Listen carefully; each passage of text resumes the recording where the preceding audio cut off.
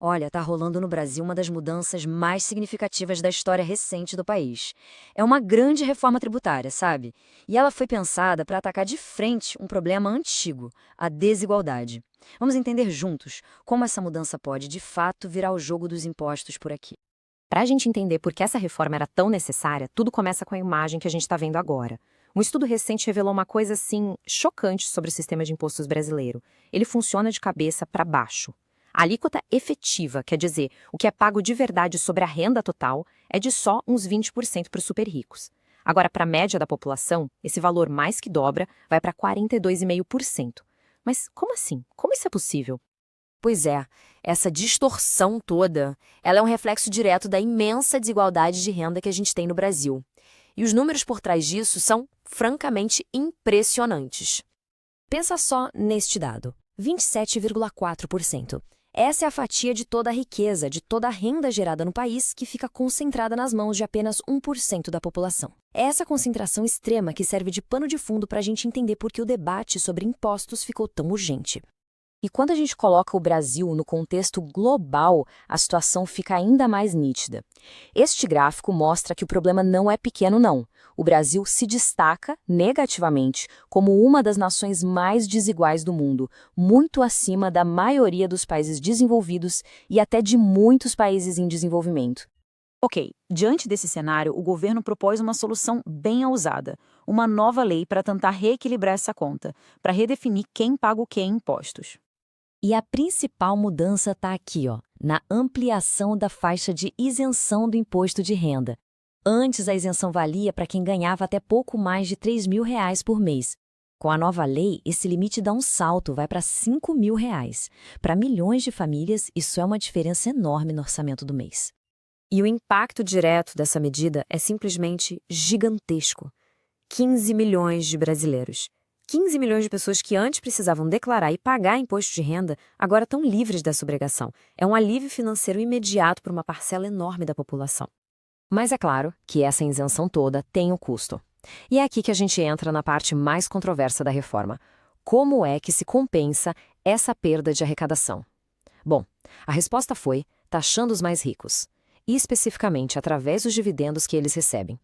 Os críticos da nova lei imediatamente levantaram um argumento jurídico que parecia muito forte, o da bitributação. Basicamente, é um princípio legal que proíbe o governo de cobrar imposto sobre a mesma coisa duas vezes. E o argumento era que com os dividendos era exatamente isso que ia acontecer. O raciocínio é o seguinte: a empresa tem um lucro e já paga imposto sobre esse lucro, certo? Depois, quando esse lucro é distribuído como dividendo para os donos e acionistas, taxar de novo seria, segundo os críticos, cobrar imposto sobre o mesmo dinheiro pela segunda vez. Esse argumento foi o que barrou outras tentativas de taxar dividendos no passado. Só que aí tem um detalhe muito interessante quando a gente compara com outros países. O argumento da bitributação parece fazer sentido, mas a verdade é que o Brasil era uma grande exceção no mundo. Junto com Estônia e a Letônia, era um dos pouquíssimos países relevantes que não taxavam dividendos. A maioria absoluta dos países desenvolvidos cobra sim imposto sobre essa renda. E aqui vem o que muita gente chamou de plot twist. Sim, o imposto sobre o lucro da empresa no Brasil é alto, 34%. Mas como os dividendos eram isentos, a conta parava aí. Agora dá uma olhada na Irlanda. O imposto da empresa é baixíssimo, 12,5%. Mas sobre os dividendos, a taxa de 51%. No fim, a carga total sobre o lucro chega a quase 60%. A média da OCDE é 42%. Ou seja, somando tudo, a tributação sobre o lucro no Brasil era, na verdade, menor que em muitos outros lugares. Mesmo com essa comparação internacional mostrando que o Brasil era um ponto fora da curva, os opositores da reforma levantaram alertas bem sérios sobre as possíveis consequências negativas para a economia. E as preocupações levantadas eram bem concretas. A Confederação Nacional dos Municípios, por exemplo, alertou para uma perda de 12 bilhões de reais na arrecadação deles. Vários economistas apontaram risco de pressão na inflação, já que mais dinheiro na mão da população de baixa renda tende a aumentar o consumo. E, para completar, existia uma grande dúvida sobre o impacto fiscal total, com as estimativas de perda de arrecadação variando bastante. Bom, apesar de todo esse debate, a reforma avançou e agora é lei. E ela não é um ato isolado, viu? Ela faz parte de um movimento maior de mudanças na estrutura de impostos do país.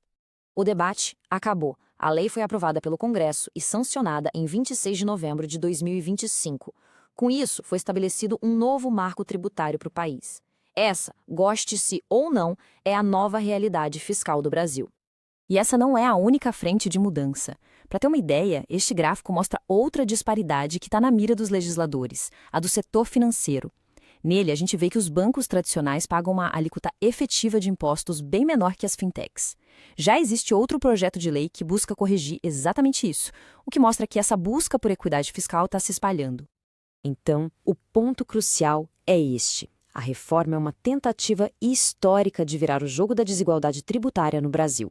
Ela beneficia milhões de pessoas e, ao mesmo tempo, pede uma contribuição maior de quem está no topo. Mas a grande questão que fica no ar é: será que a teoria vai funcionar na prática? O Brasil vai se tornar um país mais justo ou aqueles efeitos colaterais econômicos previstos pelos críticos vão prevalecer? Bom, essa é uma resposta que só o tempo poderá nos dar.